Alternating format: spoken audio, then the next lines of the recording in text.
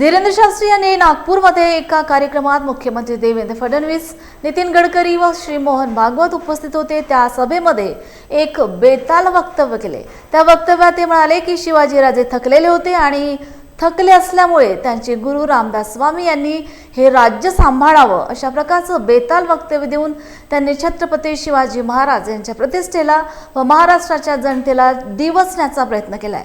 याचा निषेध सर्व शासकीय कुणबी ओबीसी कृती समिती व तुकाराम महाराज सेवा समितीकडून धीरेंद्र शास्त्री यांच्या वक्तव्याचा निषेध नोंदवलाय। इतिहास हा सांगतायत हे सांगायला पाहिजे होतं, परंतु राज्याची शीर्षस्थळी नेते असून सुद्धा यांनी सांगितलं नाही।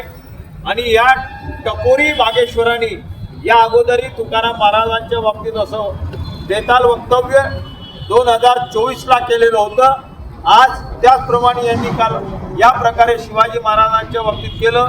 म्हणून आम्ही सकल कुणबी समाज ओबीसी कृती समिती, तुकाराम महाराज सेवा समिती आणि तिरळे कुणबी सेवा मंडळ यांच्या माध्यमातून आज हा निषेध कार्यक्रम घेतो आहे। आणि या निषेध कार्यक्रमाच्या माध्यमातून आम्ही यांची तक्रार पोलीस स्टेशनमध्ये देतोय आणि धरणा कार्यक्रम सुद्धा आम्ही या बाबतीत सादर करतोय। आणि आता या बागेश्वरांचा पुतळा सन्माननीय आमचे संघटनेचे अध्यक्ष पुरुषोत्तमजी शहाणे साहेब हे या बागेश्वराच्या पुतळ्याला दहन देतील आणि त्याचप्रमाणे आमचे वामनरावजी येवले साहेब हे सुद्धा त्यांच्या पुतळ्या या टपोरीच्या पुतळ्याला आग लावून निषेध करतील अशी मी त्यांना विनंती करतो। शिवाजी महाराज की जय, शिवाजी महाराज की जय।